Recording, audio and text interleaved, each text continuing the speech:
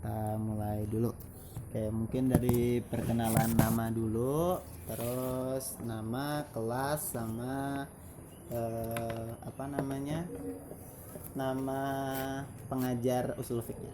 Oke, silakan. Nama lengkap Rahmat Ramadhani Khalil. Kalau di pondok biasanya dipanggil Doni. Ramadhani dipanggilnya Doni. Ramadhani. Asal Demak, kelas 6. Kelas 6. Apa itu? 6B. 6B. Absen mahir ya. 6B. Oh, nama ininya pengajar usul fik. Nama pengajar usul fik Ustadz. Sebenarnya kalau di jadwal itu Keyanang.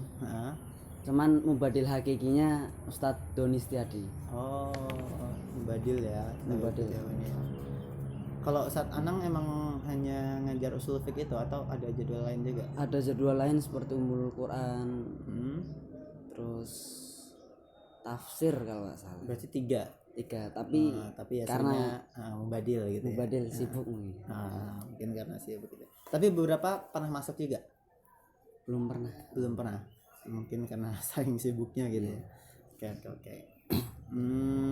Mungkin kita dari yang pertama dulu. Tadi kita udah banyak ngobrol ya. Mungkin antum juga udah sempat dengar tentang hot itu sendiri. Mungkin di sini kita pengen nanya langsung, karena antum sebagai responden utamanya, mungkin tentang hot itu sendiri. Nah, apa yang antum ketahuin tentang hot dan seberapa penting pembelajaran hot ini menurut antum? Nah, kenapa tuh penting gitu? Yang pertama, apa itu HOTS? HOTS itu setahu Ana sendiri itu kan singkatan High Order Thinking Skill. Bagaimana cara manusia berpikir, kemampuan berpikir tingkat tinggi. Ya, jadi dari artinya sendiri udah kelihatan bahwasanya di sini HOTS itu ya menguji bagaimana pemahaman kita, bagaimana pengertian kita tuh sampai mana sih, seberapa paham kita, seberapa ngerti kita gitu. Dan untuk pembelajaran berbasis HOTS sendiri ini penting banget ya menurut Ana, karena ini benar-benar ngasah skill kita, cara berpikir, dan yang apa kita pikirkan akan menjadi sebuah karya. Jadi ini benar-benar penting sih dari HOTS ini. Selanjutnya mungkin kita langsung ke ini, model nomor 3 aja ya. Model atau metode pembelajaran yang digunakan guru dalam pembelajaran usul fik berbasis HOT. Kalau usul fik kalau di sini kan satu buku dari kelas 4 sampai kelas 6. Jadi ada tingkatannya. Kalau yang pertama kelas 4, jadi HOTS ini kan sebelum bagaimana cara kita berpikir, kita juga harus mengetahui kenapa kita berpikir itu dari dasar HOTS-nya itu sendiri. Jadi dasar-dasar usul fik itu ya dari fikihnya, dari takrif-takrifnya. Jadi sebelum ke HOTS itu kelas 4, kelas 5 semester pertama lah, itu kita masih belajar takrif-takrif, mengapa dan apa. Nah, untuk HOTS-nya sendiri itu di tingkatan selanjutnya kelas 6 ini sendiri juga udah HOTS banget ya, udah bukan awal lagi, udah mulai lebih seringnya berdebat ya. Berdebat. Bukan lagi diskusi ya. Udah bukan lagi diskusi, lebih seringnya berdebat dengan antara ustadz dan muridnya sendiri. Mungkin ustadznya nggak mau kalah, muridnya nggak mau kalah. Seperti yang pernah Ana alamin itu waktu di kelas Ustadz Doni itu mempermasalahkan hal rokok. Nah, itu kita saling berdebat dan itu juga mengasah cara kita berpikir, yaitu ya yang HOTS-nya itu. Ya, tapi kan dari awal memang harus ada dasarnya. Kenapa rokok boleh, kenapa rokok tidak boleh. Dan itu ya yang benar-benar bisa ngasah otak. Oke. Kalau terkait tadi model pembelajarannya, biasanya gurunya itu mulainya dari mana untuk belajar HOT itu di kelas?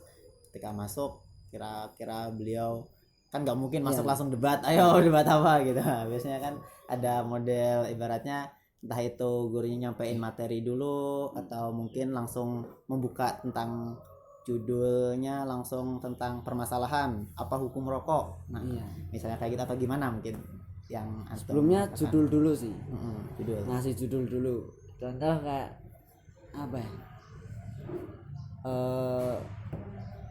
Bab-bab hukum gitu kan. Ngasih judul, habis itu baru masuk ke contoh. Lah contoh itu yang bakal jadi bahan buat debat gitu. Berarti ngasih materi ini materi. terus habis itu langsung kontekstual itu kayak permasalahan ini rokok misalnya. Kalau buat kelas 6 sendiri itu kan sebenarnya buat masalah takrif harusnya kan udah lewat tuh. Benar-benar. Jadi kelas 6 ini memang benar-benar harus Ustadz Doni itu mesti kalau masuk ya absen, habis itu langsung kita biasanya dari murid masalah rokok menurut antum gimana, langsung kita buka Berarti pertanyaan murid yang langsung ya, nanya karena memang gitu. Ustadz Doni sendiri kalau ngomong kita mau belajar apa nih usul fiqh, antum udah sofus hadis kan, udah takrif berarti kita tinggal lebih dalamnya aja sih. Benar. Lebih ke ya kita cari masalah dan kita selesaikan gitu. Kayak oke. Berarti tadi masuk terus kayak judulnya tentang apa, terus kita langsung nyari kontekstual kayak permasalahannya apa, terus kita bahas gitu ya. Berarti kayak gitu apa namanya, setiap pertemuan itu berarti selalu kayak gitu Ya. masuk judul terus langsung permasalahan, nyari kontekstualnya seperti apa, dibahas dalam kehidupan sehari-hari gitu ya. Oke. Terus selanjutnya, apa yang Anda temukan paling bermanfaat dari pembelajaran dalam meningkatkan kemampuan berpikir tingkat tinggi? Nah, kira-kira dari HOTS ini tadi apa yang paling pentingnya core of the core-nya? Tadi di awal kan mengapa demikian ini penting ya. HOTS itu selain buat usul fiqh juga kan bener-bener otak itu kayak muter gitu loh kan. Kalau hafalan kan kita terpaku dengan buku. Kalau hafalan kita terpaku dengan data, ini 1 tambah 1 itu udah pasti 2. Kalau di Al-Quran makan babi itu haram, pasti haram. Nah, cuman kita dikasih permasalahan seperti gimana kalau misal di hutan cuman ada babi. Nah, di situ kan kita memutar otak, dan pentingnya itu ya ngasih wawasan yang lebih, sama yang pasti otak nggak terbengkalai gitu kan, lebih tajam dan ya, gitu. lebih luas dari wawasan jelas, dan pikiran tuh lebih jadi kritis, lebih logis, dan ya kreatif gitu ya.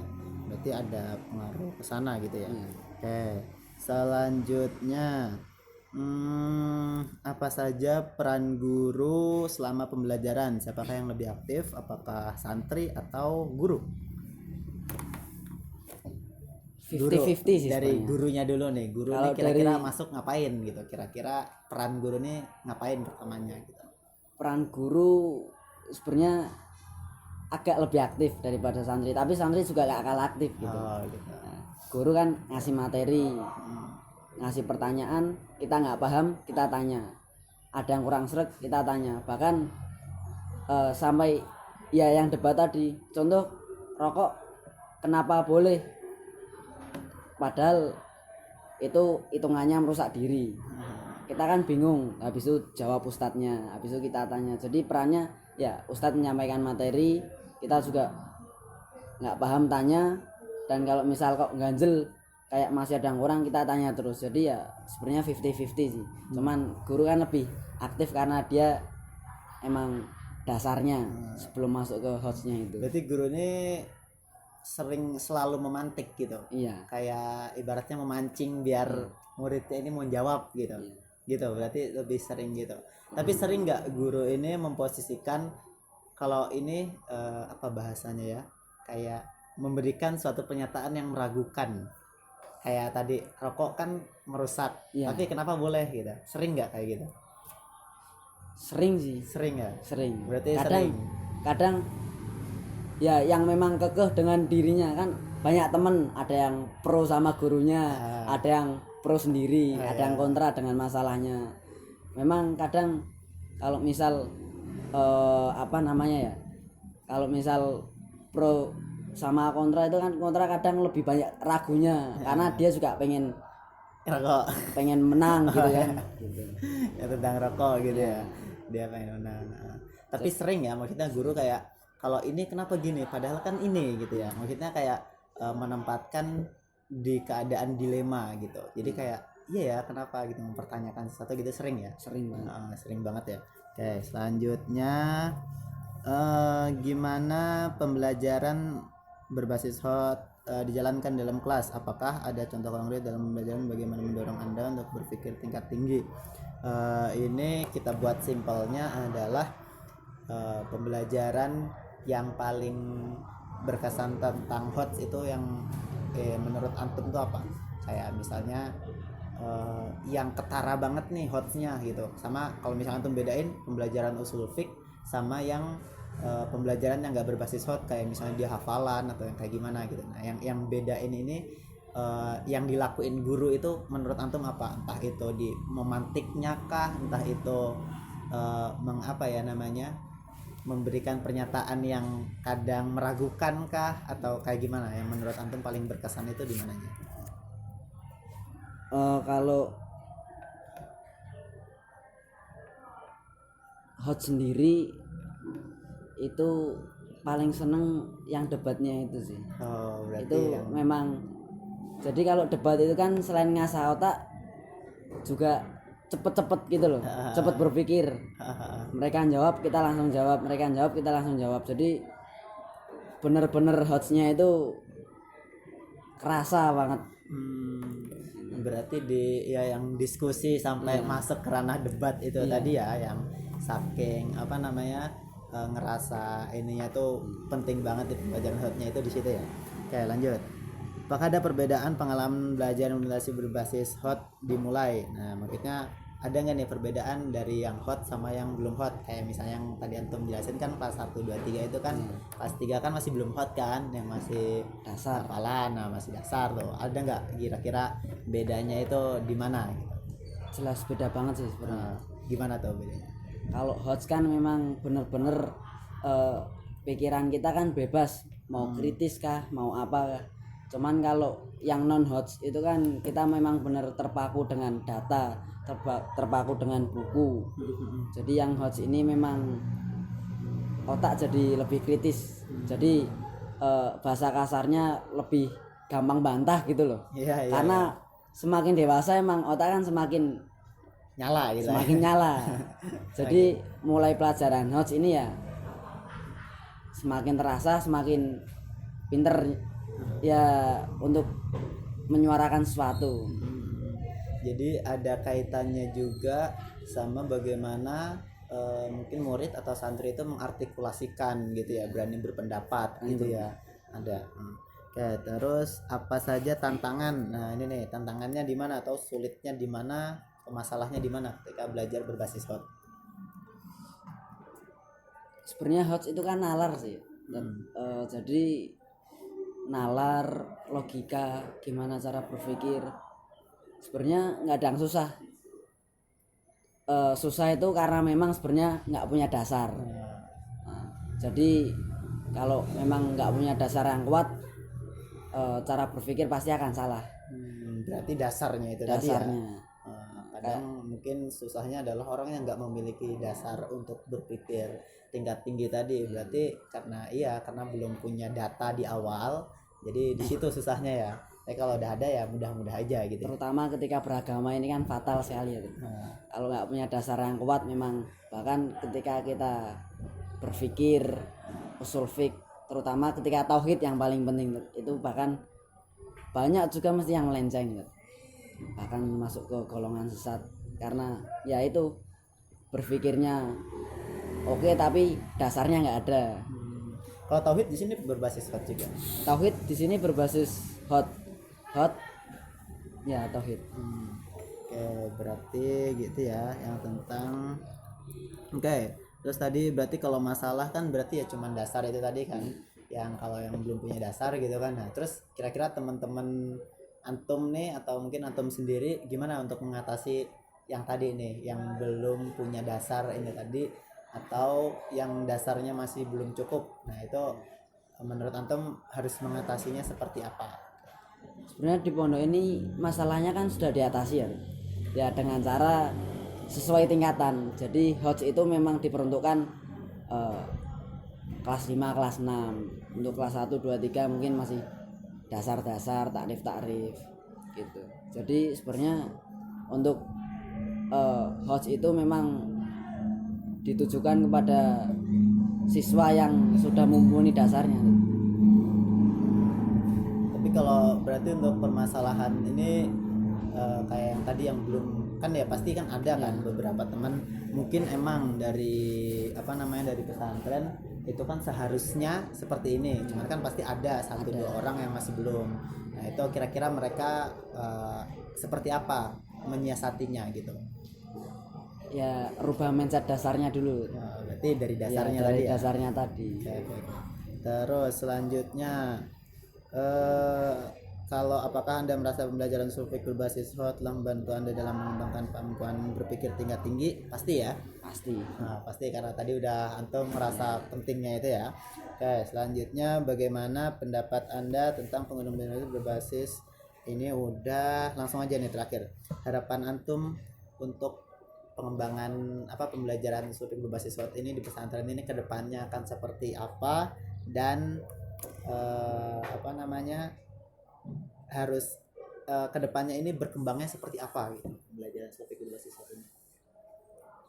Buat usul fik itu HOTS kedepannya sih ya memang bener-bener HOTS buat ya yang tadi yang sesuai tingkatan. Kalau misal dasarnya udah ya udah kasih HOTS soal ya HOTS semua, ya dikasih soal-soal yang memang dia harus berpikir tidak sesuai dengan patokan buku.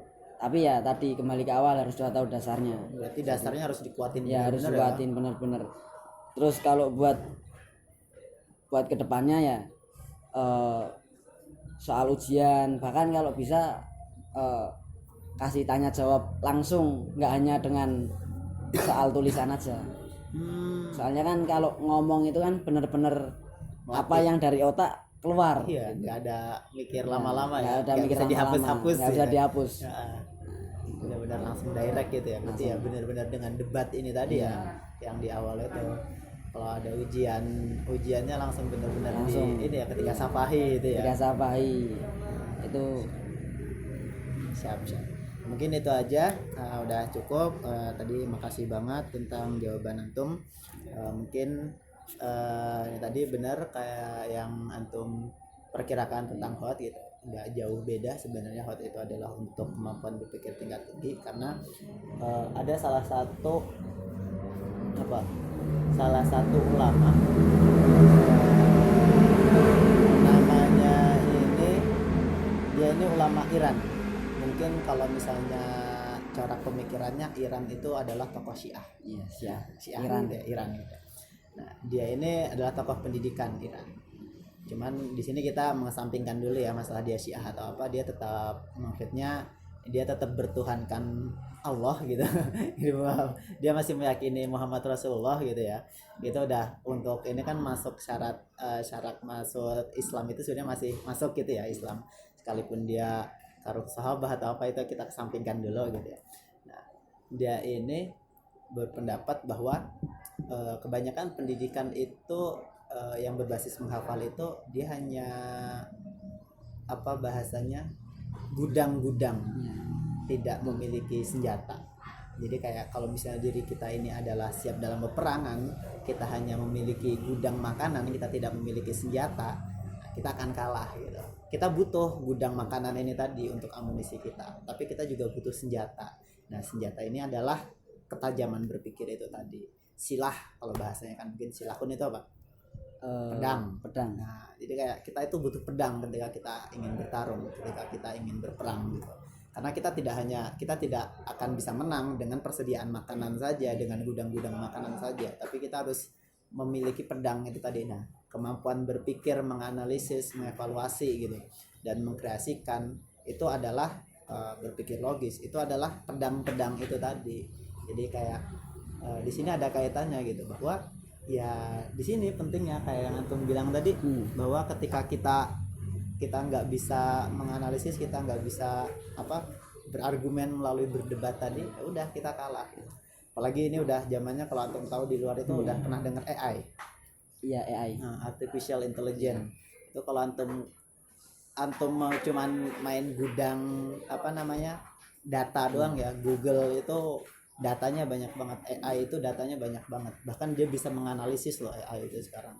Nah tapi yang nggak dipunya dari AI itu adalah apa, insight, tujuan, dia harus disuruh.